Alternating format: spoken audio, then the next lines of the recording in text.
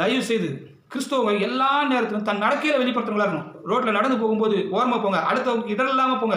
பெற்றவங்களே பிள்ளைகளுக்கு சொல்லுங்க, ரோட்டை ஒழுங்காக கிராஸ் பண்ணு, ஓடி கிராஸ் பண்ணு. அவன் தப்பாக வரனால நீ ரைட்டு பரவாயில்லப்பா மன்னிச்சுக்க போ, ஓரமாக போ, சண்டைக்கு போகாதீங்க.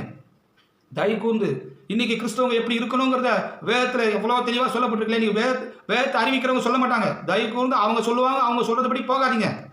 அவங்க வெறும் பணம் தனக்கு பெருமை சும்மா வசனத்தை நீ ஆசீர்வாதம் பண்ணுறதெல்லாம் ஐயத்தனம்.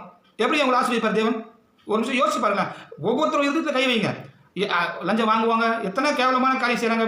பெண்கள் அருவருப்பாக பார்க்கறது, ஆண்கள் அருவருப்பாக பார்க்கறது, இல்லை தப்பான உறவில் இருக்கிறது, அவன் மேலே பொறாமையாக இருக்குது, இவன் மேலே பொறாமையாக இருக்கிறது, அவனை நான் மன்னிக்கவே மாட்டேன்னு வாழ்றது, எப்படி அவன் முன்னுக்கு வந்தாலும் நான் பாத்திரன்னு சொல்லிடுறது, சபதம் பண்ணுறது, இந்த மாதிரியான எத்தனை காரியங்கள் கிறிஸ்தவம் பண்ணுறாங்க. எங்கே ஆசீர்வதிப்பார் தேவன்? ஆனால் சபையில் புண்ணிய தேவன் ஆசீர்வதிப்பார், நீ வாழாக்காமல் தலையாவ எப்படி ஆவார்? அப்போ பரிசுத்தம் இல்லைன்னா பரவாயில்ல, பரிசுத்தம் வந்தால் தேவனோட ஆசீர்வாதம் தானாக வருங்க. அதை குறித்து யாருமே சொல்கிறது இல்லை.